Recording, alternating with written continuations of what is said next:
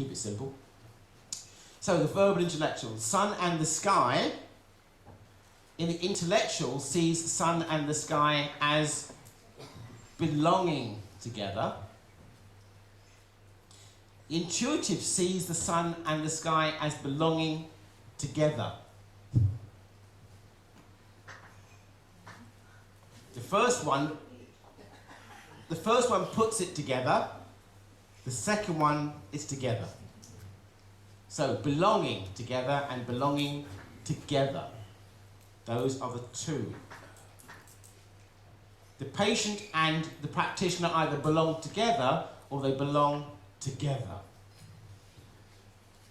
There's two words. So the intellectual mind has a unity with you. Sorry, the verbal intellectual unifies with unification, putting the car together. And the intuitive mind, or the sensual intuitive, is unity without unification. It doesn't put things... Be careful about drawing arrows between things. Be careful about using the word and. It puts things together. Now we have the trouble of the verbal. Because you can't use the verbal intellectual if you want to use the sensual intuitive. The only method you can use to experience a similar thing, not the same, a similar thing to what I'm experiencing, is through poetry. That's why A.T. Still wrote a lot of poetry. That's why they put a lot of poetry in the early journals, and that's why Goethe wrote a lot of poetry. It's the only way of leaving something open and dynamic so you can get involved. Somebody else can share a part of the same experience. Not the same experience. You can never, ever share what A.T. Still wrote or experienced. Never. The reason why A.T. Still's writings are perceived as ambiguous, all over the shop, he's making room for you. This is Kantian style. It's making room for you. It's not a cookbook. Read it. Think about it. Chuck it away. Get on with it. It's making room for you. It's flexible. It's dynamic. It's contradictory. This is the Kantian style. This is Hegel's style. This is Fichte's style. This is the Germanic style of German idealism, as opposed to German reductionism or German rationalism. It's making room for you. There's no, this is how, this is it, this is that. It's, and you've got to go, right, move on. You can't put it down. I'm not going to do that. So, why am I thinking this way? In order to get the proper perspective and setting of Dr. Still's ideas, we believe it will fully repay the student to note the essential features of the thoughts of the Greeks of Descartes, Copernicus, Galileo, Hobbes, Locke, Hume, Kant. Now, this is McKone, 1915. Now, what's interesting about this is the punctuation of the language, the sentence grouping. Of the Greeks, we've got that one, of Descartes, Copernicus, and Galileo, this is the rationalists, this is the scientists, this is the astronomers. Of Hobbes, Locke, and Hume, this is British empiricism. Of Kant and Goethe, Romanticism, as it was called in those days. Of Fichte and Hegel, this is German idealism. Of Darwin, Spencer, and Huxley, evolution. McConnell blocked it that way. I'm looking at the punctuation. This is all I followed for the past 15 years. This is where I've got to by following that. Now, the one person in this list that would not be there today under modern science and philosophy, who's on that list who wouldn't be there? Goethe.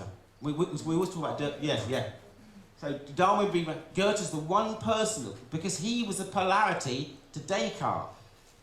You've got to get Goethe out of it. You've got to make it scientific. He's got to get out of there. But he was there during that time.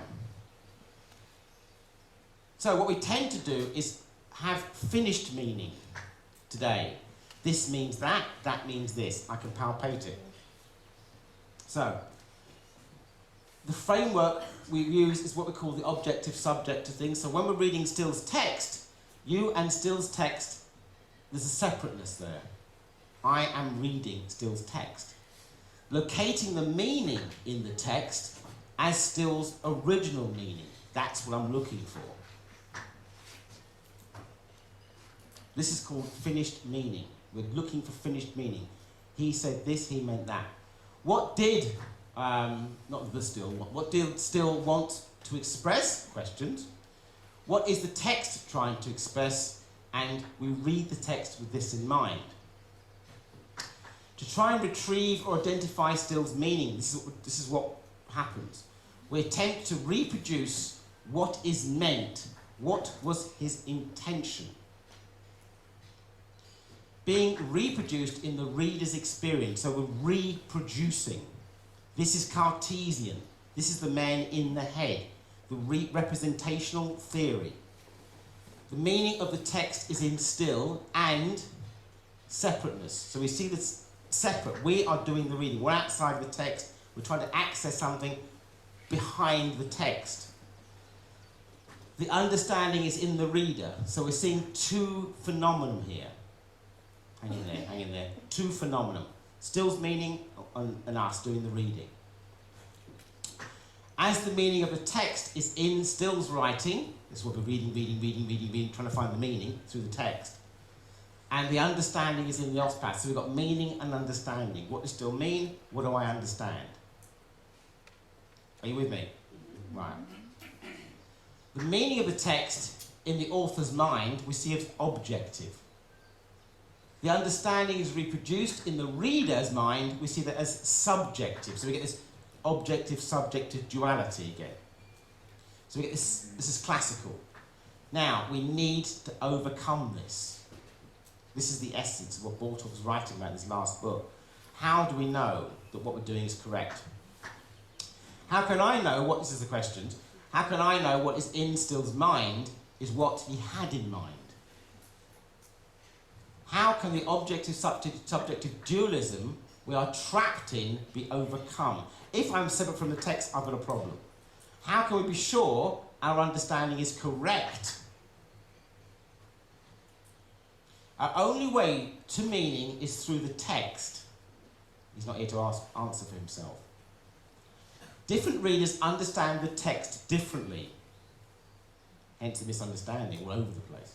And the misinterpretation of stuff out of context. Text is meaningless, but we need text to reach meaning. Text is meaningless. You can only read that through context, not text, context.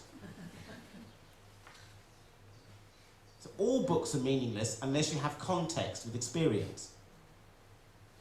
And, sorry, for the Germans. It works in every language. I've got it in Polish, I've got it in Hungarian, it works in every, text is meaningless. I think that's why Dr. Still's writing actually looked like the earlier one. If you've read his handwritten stuff, it's all over. You can read it, and he says, read it for my grammar, you're not going to find me. That's it. And hang on a minute, you're preempting, I'm quoting you up here, you're not getting that slightly. You're not getting it slightly. If the text is, and only is, what the author had in mind, if the text is finished, as in what is written is finished, and unchangeable, which we're trying to interpret, then only one or no people can understand Still's meaning, and that's only Dr. Still. If you read it in an objective, analytical fashion, then only one person can understand what's written. That's Dr. Still. No one else will understand. We have to change the mode of consciousness to understand. This is what we're going to do. If I write things in a representational fashion, especially you go and see a show, I picked Othello here because I like this.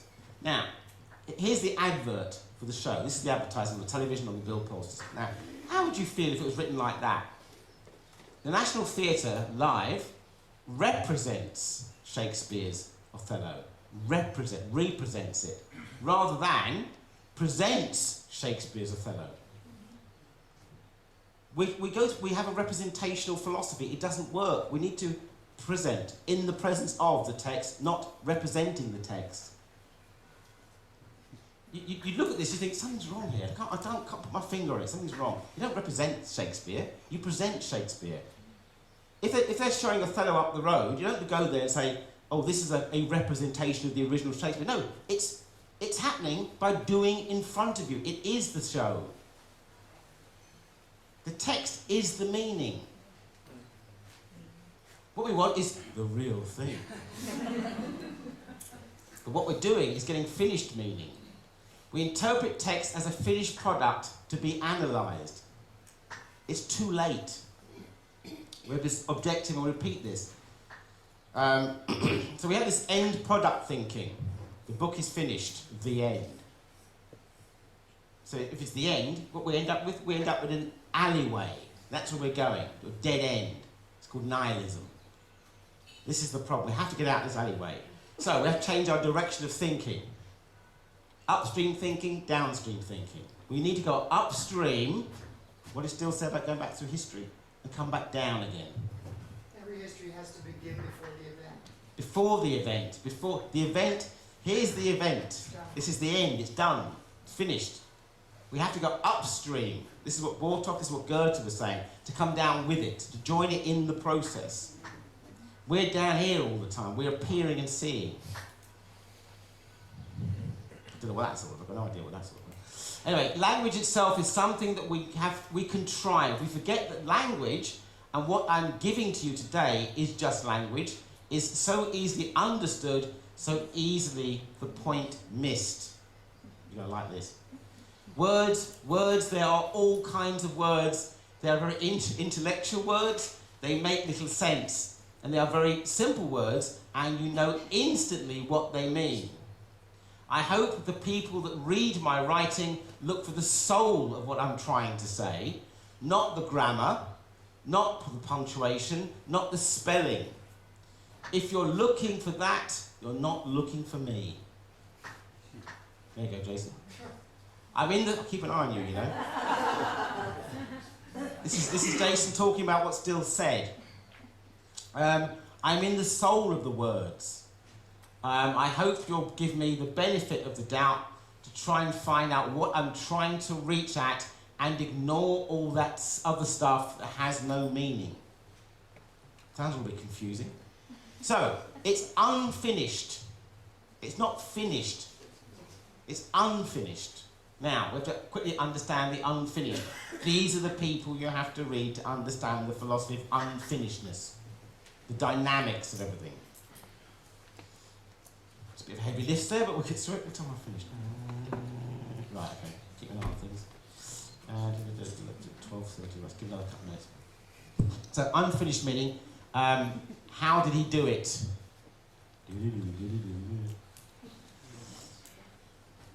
A corked ball tells you nothing about catching. It's too late. Where's Chris? Your football buddies. It's too late. This has to happen.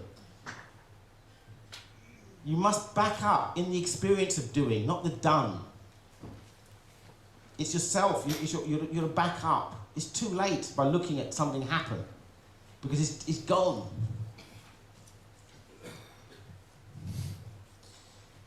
We need to be being led into the experience. So, from what is happening, which is downstream, Still's experience through the text, this is too late, to the occurring of what is happening. Okay, so, from what has happened to the occurring of what has happened. The process. We want to join in the act of catching, not the caught. We want to constantly stay in the process of openness, of movement, not an end. So when you're reading the text as an osteopath, you want to be aware of your experience of reading the text, not the text that is read. The act of you reading is more important than what is read. What does this mean to me, what Still wrote? Not what Still means, because you can't do that. It's got to be. He's writing in a way allowing room for you to bring your experience into the very clever writing. It's Kantian style.